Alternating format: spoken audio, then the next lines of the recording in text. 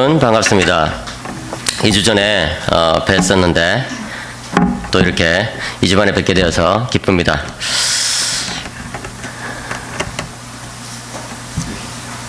지난번 설교에는 교회는 예수님의 친구다라는 제목으로 말씀을 전했었는데 오늘 이 설교에는 교회는 예수님의 가족이다라는 제목으로 말씀을 생각하고자 합니다.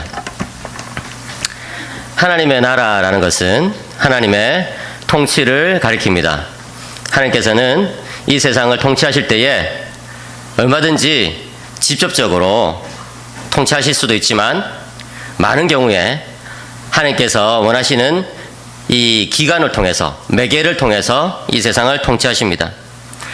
이 세상을 하나님께서 주님의 통치로 다스리실 때에 제일 두드러지게 사용하는 두 기관이 가정과 교회라고 할 수 있습니다.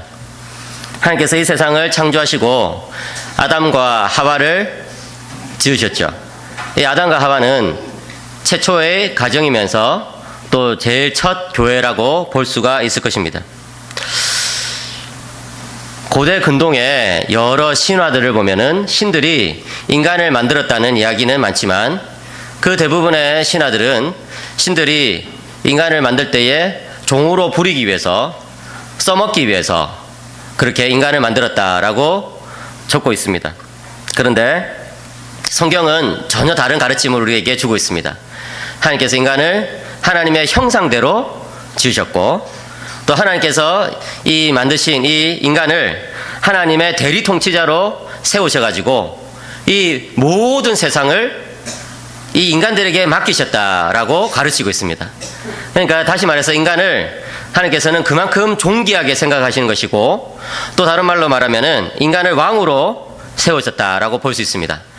그래서 하나님이 이 우주의 궁극적인 통치자라고 한다면은 인간은 하나님의 대리 통치자 또는 섭정왕이라고 부를 수 있는 것이죠. 그러니까 우리 인간은 하나님께서 왕으로 세우셨다 이렇게 말할 수 있는 것입니다. 그래서 여러분들이 교회 생활하면서 좀 성격이 까칠한 분들을 만나더라도 왕이니까 저런가 보다 이렇게 생각하시면 됩니다. 예, 왕은 좀 까칠할 수도 있잖아요. 그러니까 저 사람 왕이니까 저런 거다 이렇게 생각하시면서 마음을 좀 편안하게 가지셔야 됩니다. 신약에 오면은 하나님께서 지으신 가정과 또 교회가 예수 그리스도 안에서 새롭게 이해되고 완성되는 것을 볼 수가 있습니다. 교회는 예수님의 가족이고 예수님의 몸입니다. 고린도전서 12장 27절에서 사도 바울은 고린도 교회를 가리켜서 너희는 그리스도의 몸이요 지체의 각 부분이다 이렇게 말씀하고 있습니다.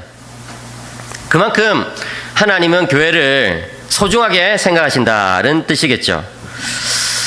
마가복음 3장 35절에 보면요, 예수님께서는 이 가족의 개념을 완전히 새롭게 규정해 주신 것을 볼 수가 있습니다.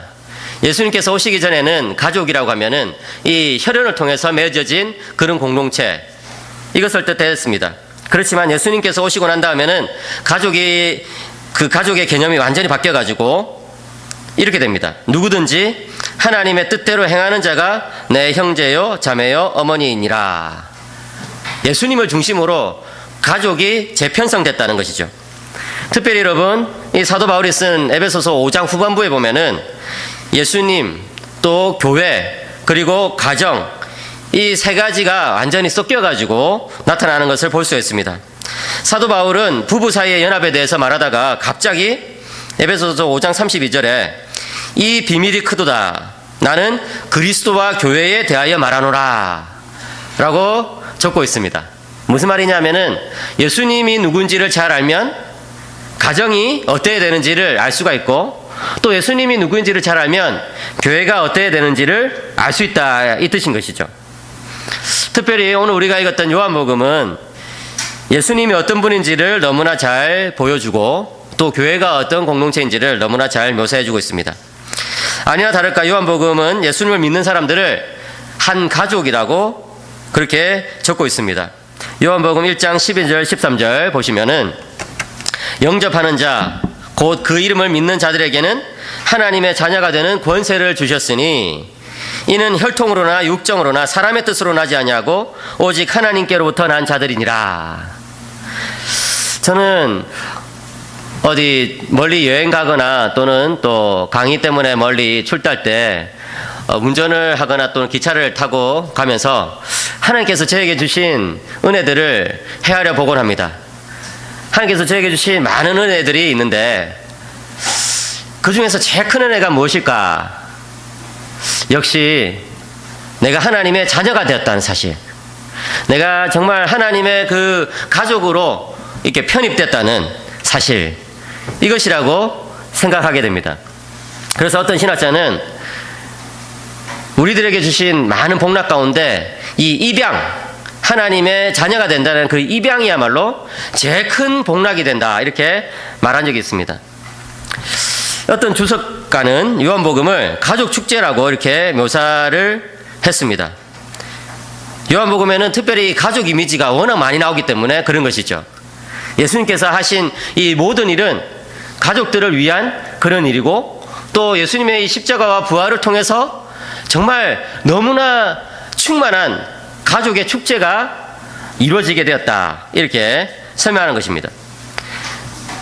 요한복음 17장에 보면은 예수님은 아버지가 내 안에, 내가 아버지 안에 있는 것처럼 저들도 다 하나가 돼서 우리 안에 있게 하옵소서, 이렇게 말씀하는데요. 여러분, 왜 이 죄 많은 인간인 우리가 그렇게 하나님 아버지와 아들 예수 그리스도의 그런 친밀한 관계 속으로 들어갈 수 있게 되었을까요? 그것은 바로 예수님의 피값으로 말미암아 우리가 이 삼위 하나님의 교제 안으로 초청받았기 때문에 그런 것입니다. 우리는 예수님과 연합했기 때문에 하나님과의 그 긴밀한 교제를 경험할 수가 있는 것이죠. 그렇다면 여러분, 예수님의 가족 또 예수님의 교회는 어떤 공동체일까요? 이 본문을 통해서 그것을 하나씩 생각해 보겠습니다. 첫째로 생각해 볼 것은 예수님의 가족, 예수님의 교회는 선교적이라는 것입니다. 여러분, 본문의 20절에 보시면요, 명절에 예배하러 올라온 사람 중에 헬라인 몇이 있는데 라고 기록하고 있습니다. 여기서 명절이라는 것은 유월절을 가리키는데요. 그렇다면 이 본문의 헬라인은 누구를 가리킬까요? 여러분, 여러분들이 아시다시피 헬라인, 또 히랍인, 그 다음에 그리스인, 다 똑같은 말입니다. 그래가지고 신학 공부하시는 분이 저는 지난 방학 때 헬라어와 히랍어와 그리스를 공부했습니다, 이러면은 그냥 언어 하나를 공부했구나, 이렇게 생각하시는, 이 신학생들이 잘난 척하기를 좋아하기 때문에 예, 물론 이 교회 신학생들은 그렇지 않겠죠. 예. 신학 교수들도 더하죠. 예. 신학 교수들도 잘난 척하기를 좋아하는데, 예. 그래서 저는 늘 겸손을 위해서 기도합니다.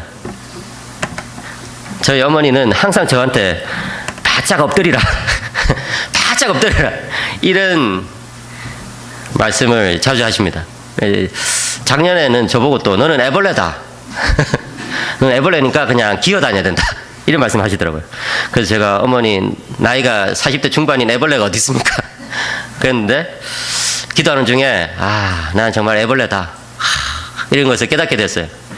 그래가지고 제가 학생들한테도 저는 애벌레입니다, 뭐 이런 이야기를 자주 하니까 학생들이 좀 미안한지 교수님이 애벌레면 저는 애벌레 털입니다 이렇게 이야기를 하더군요. 여기 나오는 이 헬라인들은 혈통은 유대인인데 언어만 헬라어를 쓰는 그런 사람들은 아닙니다. 그런 사람들은 사도행전에 헬라파 유대인이라고 그렇게 불리고 있기 때문에 여기 나오는 헬라인들은 언어가 헬라어를 쓰는 그런 민족일 뿐만 아니라 이 혈통적으로도 완전히 이제 헬라 민족이라고 할 수 있습니다. 순수 헬라인인 것이죠. 이들은 비록 유대인은 아니었지만 유대 종교와 또 유대인의 하나님, 그리고 유대인이 제시하는 구원의 길을 좋아해가지고 명절이 되면 이렇게 예루살렘에 올라오곤 했었습니다. 당시에 예루살렘 성전에는 이들을 위한 한 장소가 있었는데 그것을 이방인의 뜰이라고 불렀습니다. 그런데 본문에서는 왜 이 헬라인들이 예루살렘 성전에 방문하는 것에 만족하지 못하고 예수님께 나오게 되었을까요? 이유가 명확하게 나와 있지는 않지만 분명한 것은 그들이 예수님에 대해서 들었을 것이라는 것입니다. 어떤 것을 들었을까요? 예를 들어서 마가복음 11장 17절에 보면 예수님은 성전을 가리켜서 만민을 위해 기도하는 집이다 이렇게 말씀하셨습니다. 여기서 만민을 위해서 기도하는 집이다라는 이 뜻은 우리가 성전에 모이면은 온 열방을 위해서 기도해야 된다 이런 뜻도 되지만 좀 더 깊은 의미에서는 구원이란 것은 만민을 위한 것이다 이런 가르침이거든요. 그러니까 헬라인들이 기가 번쩍 뜨이는 거예요. 이 구원이란 것이 유대인들만을 위한 것이 아니라 우리들을 위한 것이라고 이렇게 생각하게 된 것입니다.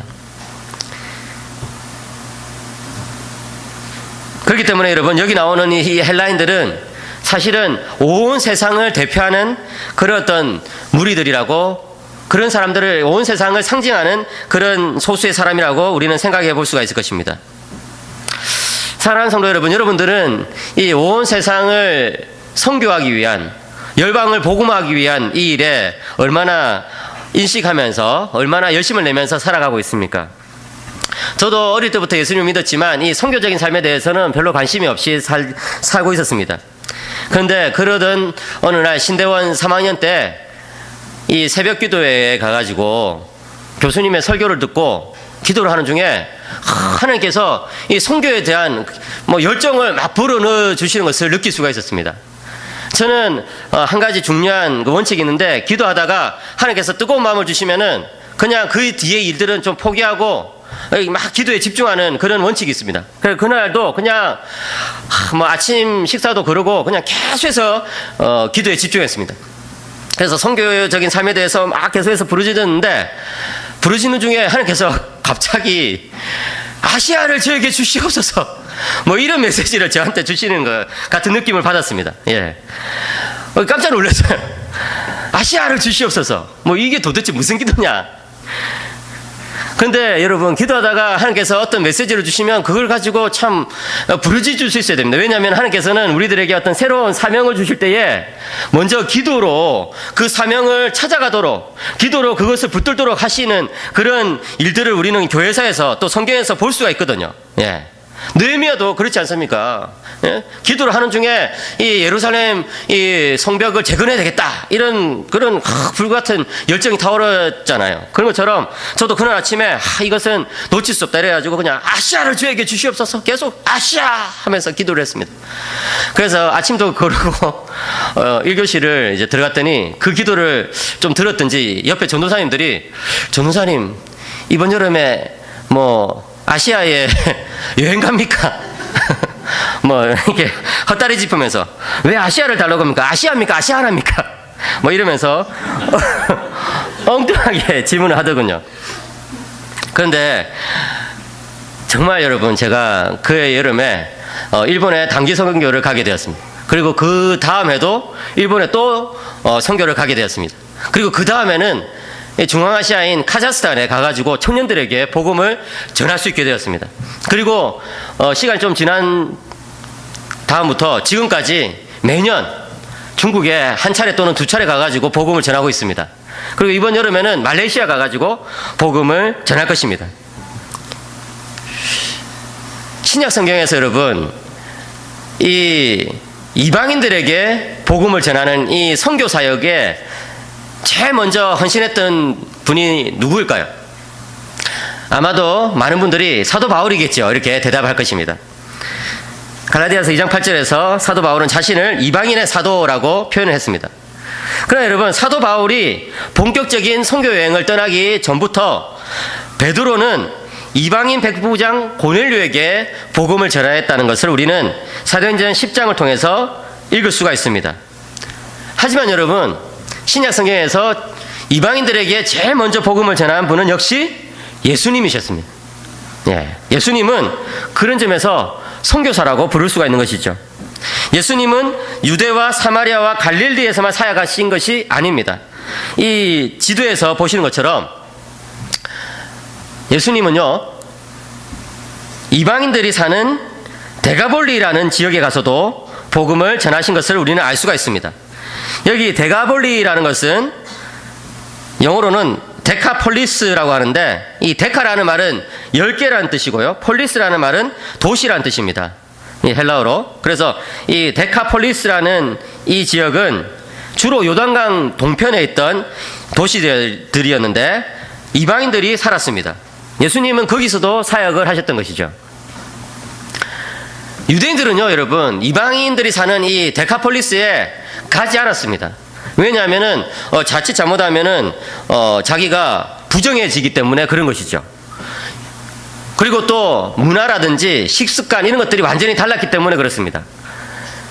기본적으로 이방인들은 돼지고기를 좋아했거든요. 여러분, 우리 민족도 이방인이잖아요. 그러니까 돼지고기 얼마나 좋아합니까? 돼지고기 삼겹살에다가 막 소주, 예. 아니, 소주는 아니죠. 우리 그리스도인들은. 왜 이상한 말이 나왔는지 모르겠는데. 제가 몇 주 전에 아침에 라디오를 들으면서 학교에 출근하고 있었는데, 그, 멘트를 막 알려주잖아요. 읽어주잖아요. 근데 아나운서가 어떤 여성분의 멘트를 읽어주는데, 아침부터 출출해가지고 삼겹살을 구워 먹고 있어요. 뭐. 이런 멘트를 아나운서가 읽어주는 것을 듣게 되었습니다. 그래서, 야, 우리나라 사람들 정말 돼지고기 좋아하는구나. 아침부터 삼겹살. 이 유대인들은요, 돼지고기 안 먹습니다. 율법에 따라서 철저하게 돼지는 근처에 가지도 않아요. 그리고 그 외에도 뭐 이방인 지역으로 가면은 부정하게 되는 일들이 쉽게 발생할 수 있기 때문에 유대인들은 이방인들과 어울려 살지 않고 그 지역으로 가지도 않습니다. 그렇지만 예수님은 어땠습니까? 예수님은 마가복음 5장이나 7장 이런 본문들에 보시면은 갈릴리뿐만 아니라 예루살렘뿐만 아니라 데가볼리 이런 지역들에 가가지고 복음을 열심히 전하신 것을 볼 수가 있습니다.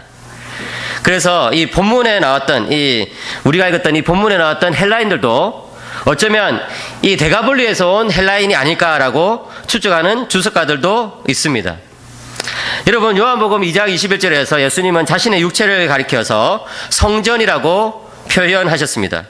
그렇게 보자면 이 헬라인들은 예루살렘 성전에 방문하는 것에 만족하지 않고 참된 성전이신 예수님께 나오고 있습니다. 이 헬라인들이 예수님께 나온다는 이 소식을 듣게 되었을 때 예수님은 본문 23절에서 이렇게 말씀하셨습니다. 예수께서 대답하여 이르시되 인자가 영광을 얻을 때가 왔도다. 여러분, 요한복음에서요, 인자의 영광은 언제나 십자가와 관련해 가지고 사용된 것을 우리는 알 수가 있습니다. 왜 십자가를 가리켜서 예수님은 영광이라고 표현하셨을까요? 성경에서 영광이라는 말이 뜻하는 것이 여러 가지가 있거든요. 하나님의 이 본성을 우리는 영광이라고 표현합니다. 또 하나님의 그 본성이 피조물 가운데 충만하게 드러난 것을 우리는 영광이라고 표현합니다. 또 그와 함께 하나님의 구원 사역이 이루어질 때 하나님의 영광이 나타났다라고 성경은 표현하고 있습니다. 그리고 하나님 믿는 사람들이 하나님의 성품을 닮아가지고 정말 윤리적으로 영적으로 탁월한 삶을 살아갈 때 영광이 된다 이렇게 표현하고 있는 것을 우리는 볼 수가 있습니다. 그렇기 때문에 여러분, 십자가야말로 하나님의 영광이 나타난 곳이라고 할 수가 있는 것이죠. 십자가는 하나님의 성품이 나타나고 하나님의 구원이 나타나고 십자가에서 죄인이 새롭게 되기 때문에 십자가야말로 하나님의 영광 중의 영광이라고 할 수가 있습니다. 특별히 예수님은 이 십자가를 통해서 다시 하나님 아버지의 영광으로 올라가시기 때문에 예수님께서는 요한복음에서 이 십자가를 영광이라고 표현하고 있습니다. 그런데 여러분, 요한복음을 자세히 한번 읽어보십시오. 이번 주간에 제가 숙제를 드리겠습니다. 아까 장로님이 말씀하신 것처럼 제가 여러분을 다시 볼지 안 볼지 모르겠지만 예, 제가 숙제를 드리겠습니다. 요한복음을 한번 읽어보세요. 이번 주간에. 그러면요, 요한복음 12장까지는 예수님께서 인자가 영광을 받을 때가 이제 다가온다, 앞에 있다, 이렇게 미래형으로 계속해서 쓰셨는데 이 본문부터는요, 이제 인자가 영광을 얻을 때가 다가왔다, 이제 눈앞에 있다, 이렇게 표현하기 시작하십니다. 왜 예수님은 헬라인들이 예수님을 만나고자 했을 때 십자가가 이제 곧 가까이 왔다고 말씀하실까요? 그것은 바로 예수님의 구원 사역에 새로운 계기가 전개되고 있다는 것을 예수님께서 직감하고 계시기 때문에 그렇습니다. 이제 유대인들뿐만 아니라 헬라인들이 주님의 구원을 경험하기 시작했다는 것이죠. 여기 나오는 이 헬라인들이 예수님을 찾아온 사건은 바로 이런 놀라운 변화를 구체적으로 알려주는 사건입니다. 예수님은 어떤 분이십니까? 예수님은 모든 열방을 향한 선교적인 비전을 가지고 사신 분이셨습니다. 사도 바울은 갈라디아서 3장 28절에서 이렇게 말씀합니다.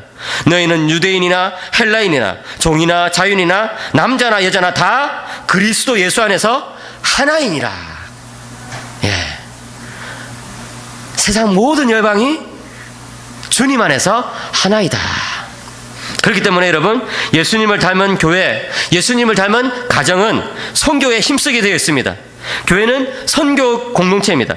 가정의 목표도 여러분, 선교에 있어야 합니다. 왜냐하면 예수님께서 그렇게 사셨기 때문입니다. 사도들도 그렇게 살았습니다.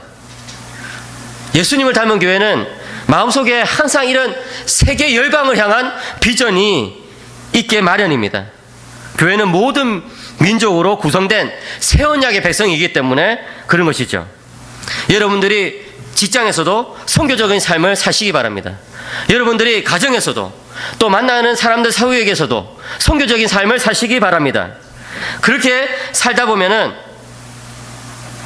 정말 이렇게 해외 나가서 선교할 수 있는 그런 계기도 생기게 될 것입니다. 물론 저는 여러분들 모두가 어떤 직업적인 선교사가 되라고 말하는 것은 아닙니다. 그렇지만 우리가 정말 예수님을 따르는 사람들이라면 우리의 삶 한 곳에는 언제나 선교에 대한 관심이 있어야 된다는 것이죠. 사실 여러분,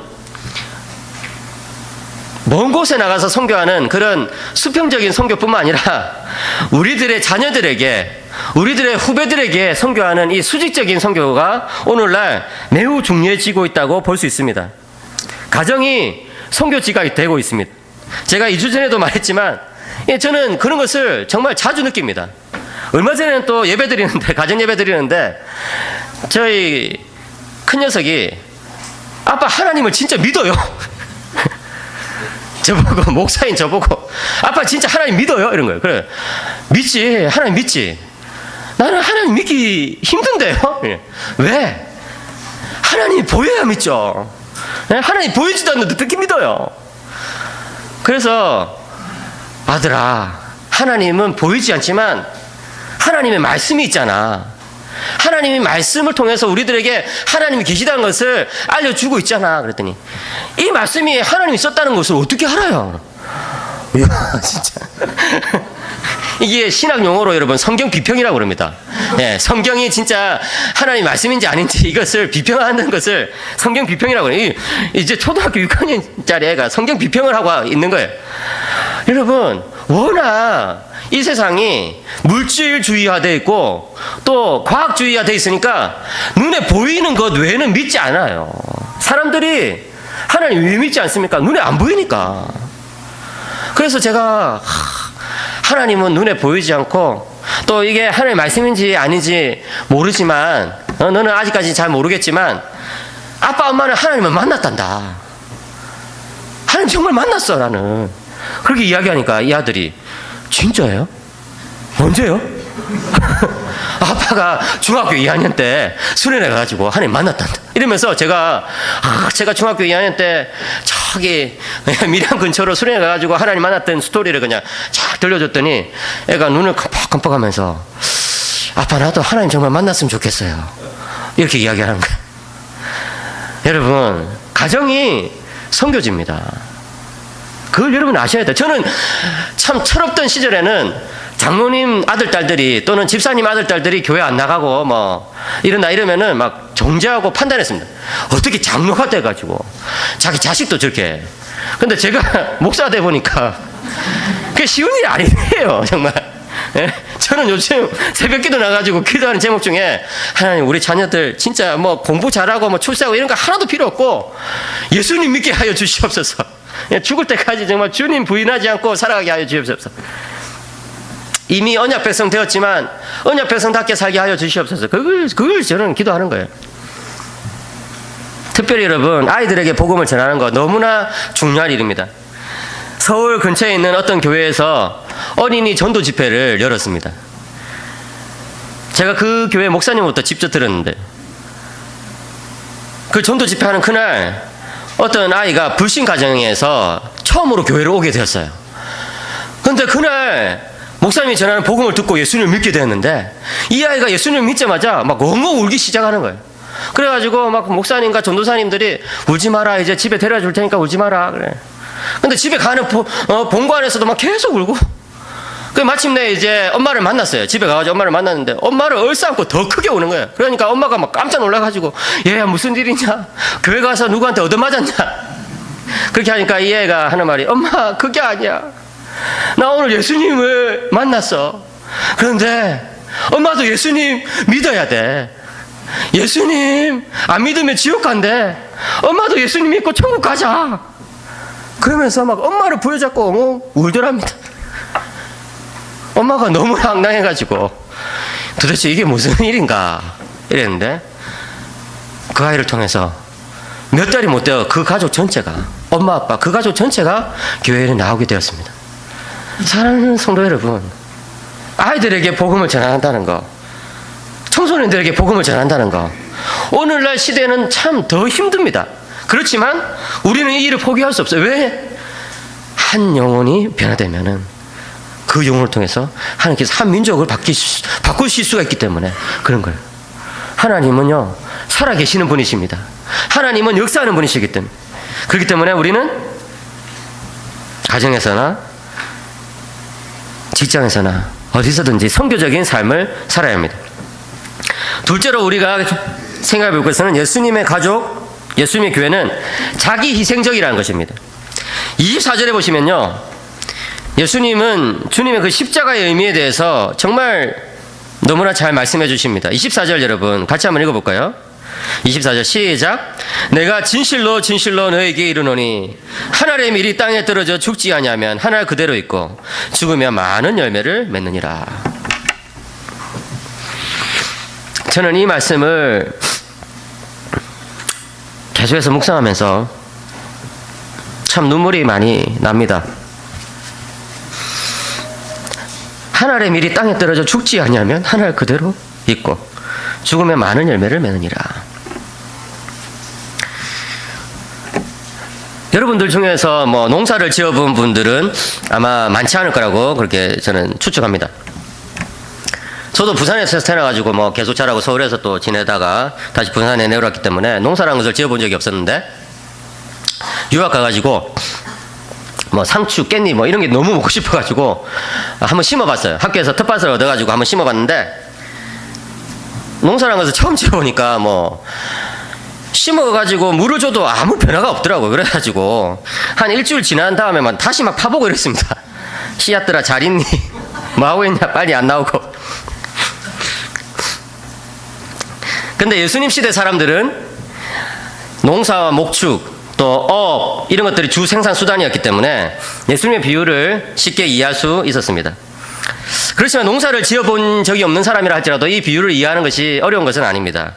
여러분이 그림에 보시다시피 밀은요 세 부분으로 구성되어 있습니다. 이 외피, 제일 왼쪽에 있는 이 외피 갈색 부분 껍질이죠. 그 다음에 이 흰색 부분 이 배란, 그 다음에 오른쪽 밑에 있는 그 씨는 부분 배아, 이렇게 구성되어 있습니다. 이 배아에서부터 씨앗이 이제 나서 자라는데, 싹이 나서 자라는데요, 밀 한 알에서 배아가 차지하는 부분은 무게로 따지면 2%밖에 되지 않습니다. 이 2%에서 싹이 나도록 하기 위해서 나머지 98%가 죽어져야 된다, 영양분이 되어져야 된다, 뭐 이 뜻입니다.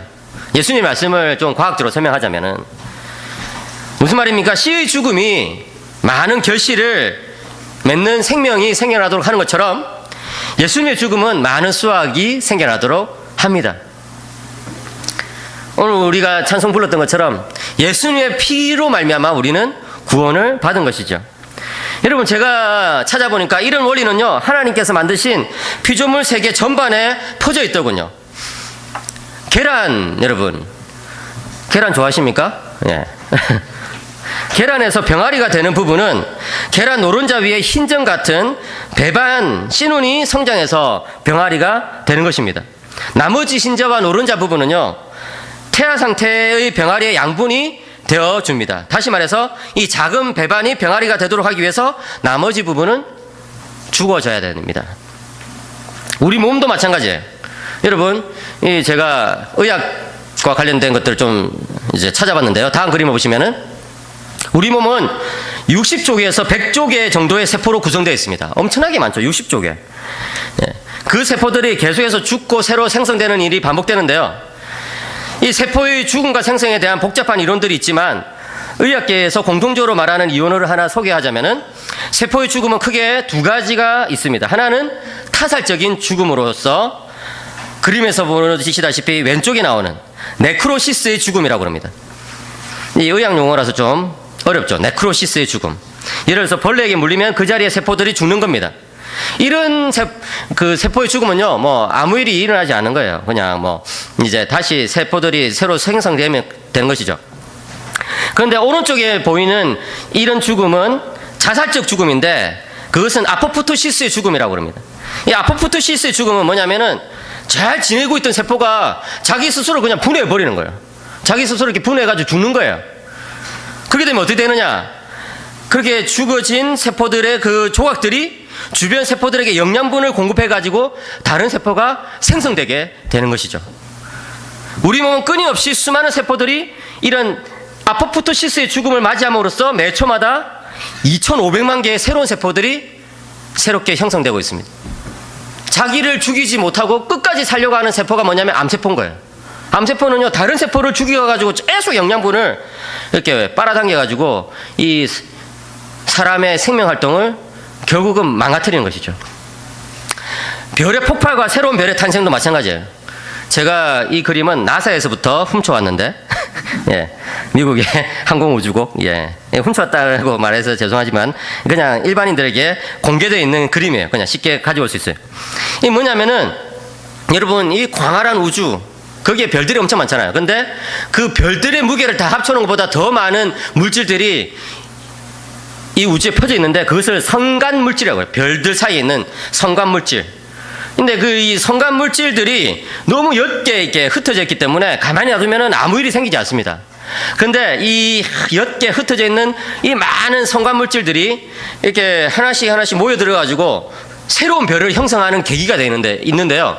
그런 계기가 뭐냐면은 하나의 별이 이렇게 있다가 그 폭발을 하는 거예요. 그 폭발을 팡 하면은 그 충격에 의해 가지고 주변에 있는 성간물질에게 영향을 줘가지고 성간물질들이 중력에 의해서 점점 모여드는 거예요. 그래가지고 중력이 형성되고 이러면은 더 많은 중력에 의해서, 더 큰 중력에 의해서 더 성간물질이 형성돼가지고 새로운 별이 형성되게 되는 것이죠. 예. 그래가지고 이 나사 우주국에서 일하는 어떤 과학자의 말에 따르면은 별의 죽음이 없으면 새로운 별의 탄생도 없다. 이렇게 써놓은 것을 제가 읽게 되었습니다. 신기하죠? 예. 이런 것들 제가 계속 이야기해 드리고 싶은데 그렇게 하면 설교가 너무 길어지기 때문에 딱 하나만 더 말씀드리겠습니다. 저기 미국 캘리포니아에 가면은 세콰이아라는 큰 나무들이 있습니다. 어느 정도 크냐면은 이 어른이 수십 명이 감싸야지, 그 둘레를 감싸야지 그 전체를 이렇게 감을 수 있을 정도로 엄청나게 큰 나무들이 있어요. 저도 가봤는데 정말 커요. 진짜 막 엄청난 그 거인 나무들이 있는 것이죠. 그런데 가끔씩 뉴스를 들어보면은 이 세콰이어 숲에 산불이 나기도 합니다. 그래서 저는 정말 이 세콰이어 숲에 산불이 나가지고 그 큰 나무들이 막 죽는다, 쓰러진다 이런 소식을 들으면 마음이 참 아프기도 했는데, 카이스트에서 식물학을 가르치는 제 후배 박사에게 이제 설명을 좀 들어보니까 이렇게 큰 세콰이어 나무가 불에 타서 죽으면요, 참 놀라운 일이 생기는데 다른 나무들이 더 성장한다는 거예요. 이 나무가 죽고 나서 남긴 재를 이제 영양분 삼아 가지고 다른 나무들이 더 쑥쑥 자라게 된다는 것이죠. 그리고 또 독특하게 어떤 식물들은요, 산불이 난 이후에만 발화하는 그런 식물들이 있다고 합니다. 그런 식물들은 이렇게 뭔가 이렇게 다른 나무가 죽어져야지만 생성될 수 있다는 것이죠. 여러분, 이런 피조물에만 이런 법칙이 있는 것이 아니라 우리 인간사에도 이런 법칙이 있습니다. 예수님께서 그것을 보여주시는 거예요. 예수님께서 지금 그것을 말씀해주고 싶어 하시는 거예요. 예수님 스스로가 십자가를 통해서 자기 희생적인 삶을 살았더니 어떻게 됐습니까? 다른 많은 사람들이 살아나게 되었습니다. 교회도 마찬가지입니다. 교회도 누군가의 희생으로 예배가 있고 찬양이 있고 주일학교가 있고 구역 모임이 있는 거예요. 가정도 마찬가지입니다. 매일 누군가가 가족을 위해서 식사를 준비해야지 먹고 사는 것이고, 누군가가 돈을 벌어와야지 살 수가 있는 것이죠. 뭐예요? 자기 희생적인 사랑입니다. 희생이 없는 공동체는 없습니다. 아니 여러분, 더 강조해서 말한다면 희생이 없는 피조물의 생활이란 것은 있을 수가 없는 것입니다. 부부 사이도 마찬가지예요. 저는 5월달에 여러 책들을 읽었는데 독특한 제목의 책이 있는데 부부 같이 사는 게 기적입니다. 부부 같이 사는 게 기적이래요. 책 제목이 많은 것을 이야기해주고 있죠. 그래가지고 제가 그 책을 읽는데 저희 집사람이 우리가 같이 사는 것은 당신 편에서 기적이 일어난 거야? 아니면 내 편에서 기적이 일어난 거야? 뭐 그렇게 이야기를 하더군요. 이 책에 보면은 악순환 부부, 선순환 부부가 나오는데 악순환 부부는요 끊임없이 막 자기 생각만 하는 거예요. 상대방을 배려하지 않는 것이죠. 자기 말만 하고 막 배우자가 해주는 것을 당연하게 여기고 그런 거예요. 반대로 선순환 부부는 뭐예요? 다른 사람들에 대해서 다른 가족원에 대해서 고마워할 줄 안다는 거예요. 얘야 잘 자라줘서 고마워. 건강하게 살아줘서 고마워.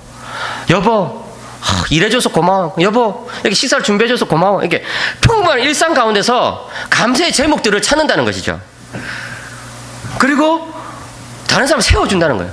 막 험담하거나 막 잔소리하거나 이렇게 하지 않고 세워주고, 너희 아빠는 말이야 이래서 좋아. 너희 엄마는 말이야 이게 참 정말 멋지지 않냐? 뭐 이러면서 세워주는 것이죠. 그런 부부가 잘 되는 거예요.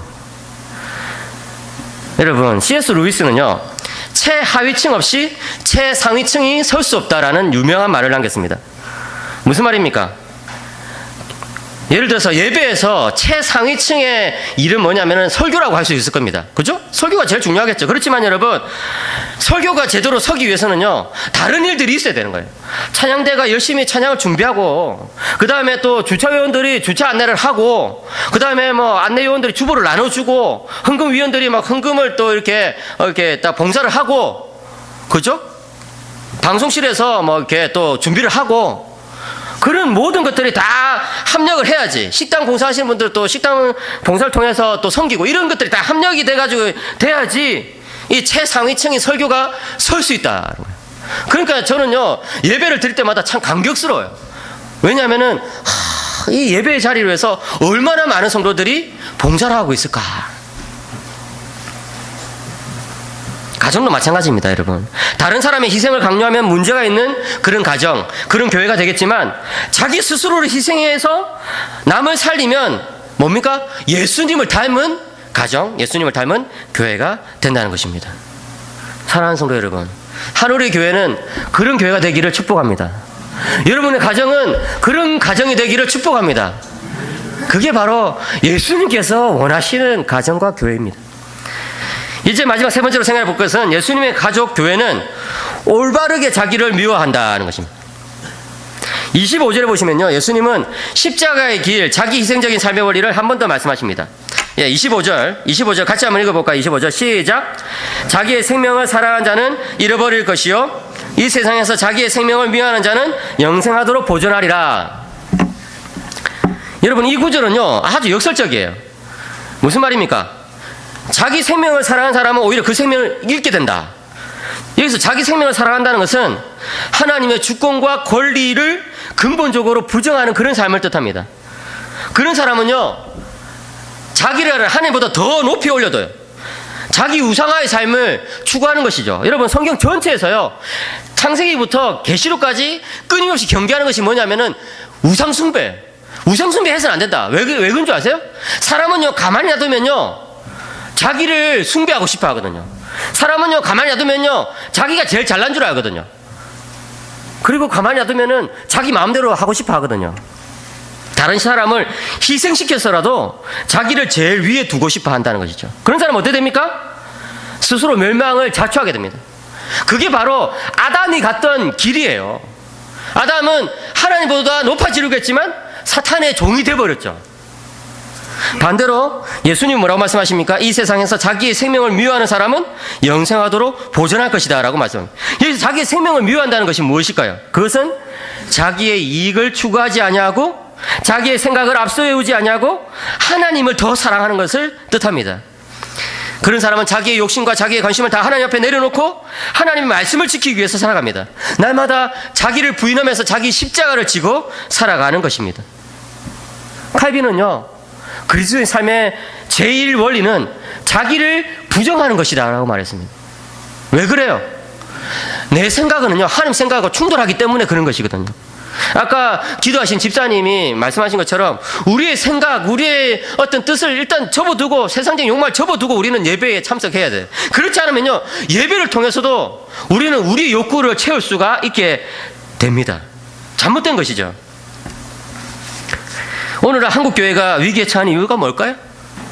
여러 가지가 있겠지만 사람들이 하나님보다 자기를 더 사랑하기 때문에, 멀리 갈 것도 없이 목사가 다른 사람보다 자기를 더 높이려고 하기 때문에 그런 것이 아닙니까? 저는요, 일기장에 한 번은 목사가 된 것이 부끄럽다라고 쓴 적이 있습니다. 왜냐하면 오늘날 이 목사님들이 워낙 복음의 기본적인 원리, 십자가와 근본적으로 반대되는 행동들을 하시니까 목사가 된 것이 부끄럽다. 오늘날 많은 가정들이 그렇게 깨지는 이유가 뭡니까? 아빠가 다른 가족원들보다 자기를 더 사랑하기 때문에, 엄마가 다른 가족원들보다 자기를 더 사랑하기 때문에 그런 것 아닐까요? 여러분, 희생하셔야 됩니다. 5세기 교부 아구스티누스는 잘못된 자기 사랑은 자기 증오가 되며 올바른 자기 증오는 참된 자기 사랑이 된다라는 말을 남겼습니다. 무슨 말입니까? 자신을 잘못 사랑하는 사람은 사실은 자기를 미워하는 것이라는 거예요. 왜냐하면 망하게 되니까. 반대로 자기를 올바르게 미워하는 사람은 사실은 자기를 제대로 사랑하게 되는 것이라는 거예요. 왜? 하나님께서 그를 높여주시. 그게 예수 그리스도의 길이에요. 예수 그리스도는 아담과는 달리 스스로를 낮추셨지만 하나님께서 그를 높이신 것입니다.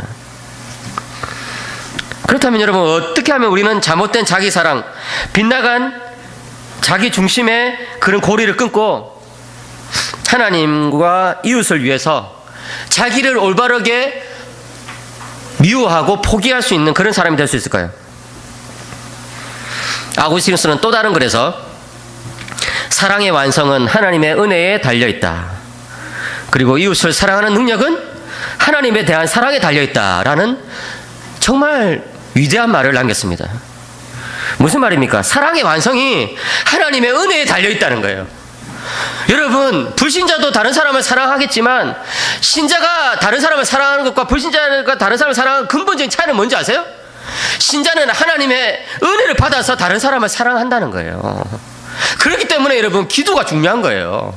왜 우리 가정이 이렇게 망가지고 있습니까? 기도 안 해서 그런 거예요. 왜 그런 줄 아세요? 하나님의 은혜를 내가 공급받지 못하니까, 은혜가 고갈되니까 자기가 막 튀어나오는 거예요. 예? 요즘 막 주라기 월드가 그 유행인데 여러분 안에 그보다 더 무서운 공룡들이 살고 있는 거예요. 예? 그 공룡들이 막 튀어나오는 거예요. 은혜가 없으면.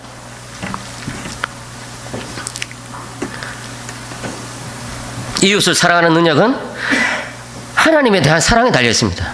무슨 말입니까? 하나님을 사랑하기 때문에 이웃도 사랑하게 된다는 것이죠.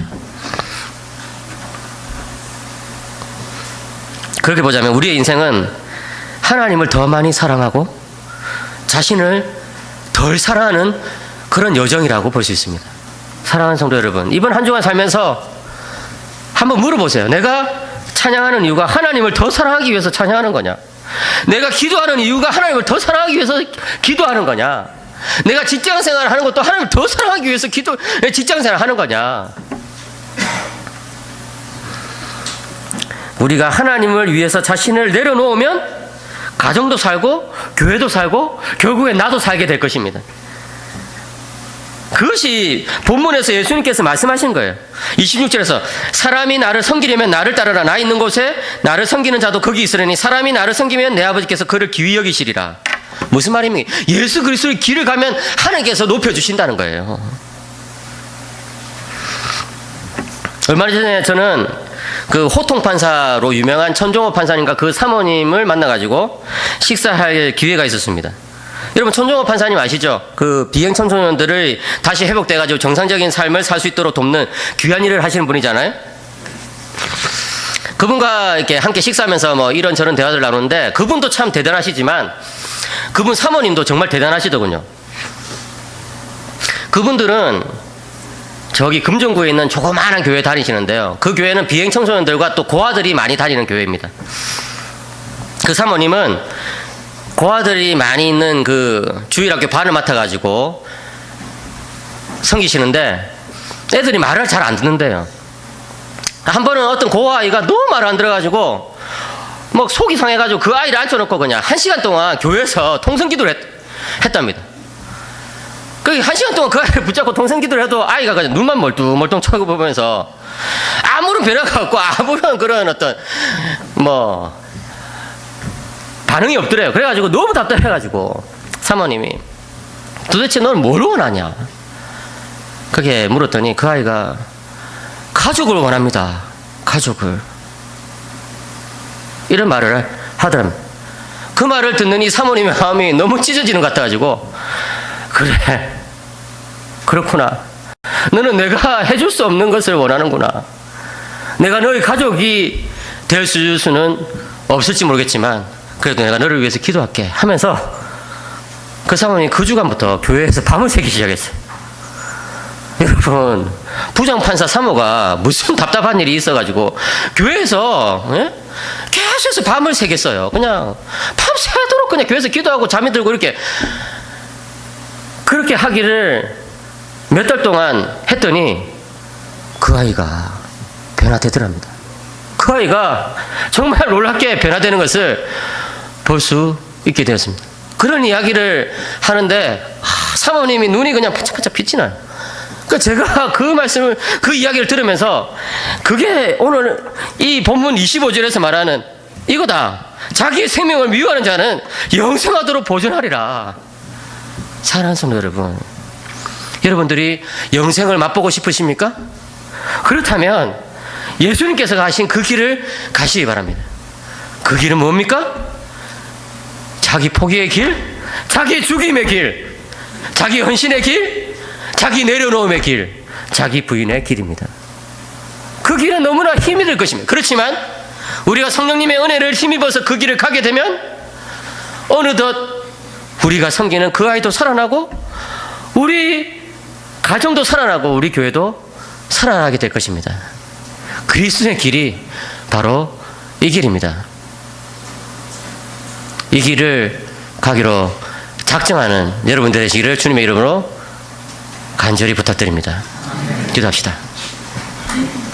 하나님 아버지, 우리의 주인이 되시고 우리의 머리가 되신, 우리의 친구가 되신, 우리의 맏형님이 되신 예수님께서, 우리의 신랑이 되신 예수님께서 영생의 길이 어떤 길인 것을 친히 몸소 보여주셨습니다. 주여, 저희들에게도 그러한 은혜를 주시옵소서. 그래야 해서 참으로 많은 사람들이 외면하는 그 좁은 길을 저희들이 기꺼이 갈 수 있도록 오늘도 저희들에게 저희들의 믿음의 분량에 합당한 은혜들을 부어 주시옵소서. 이 시간에 고개 숙인 우리 성도들 한 사람 한 사람을 주께서 붙들어 주셔서 정말 예수 그리스도를 닮은 가정, 예수 그리스도를 닮은 교회를 세워나갈 수 있도록 은혜 베풀어 주시옵소서. 저희들의 머리가 되시며 저희 선한 목자가 되시는 주 예수님의 이름으로 간절히 기도드리옵나이다. 아멘.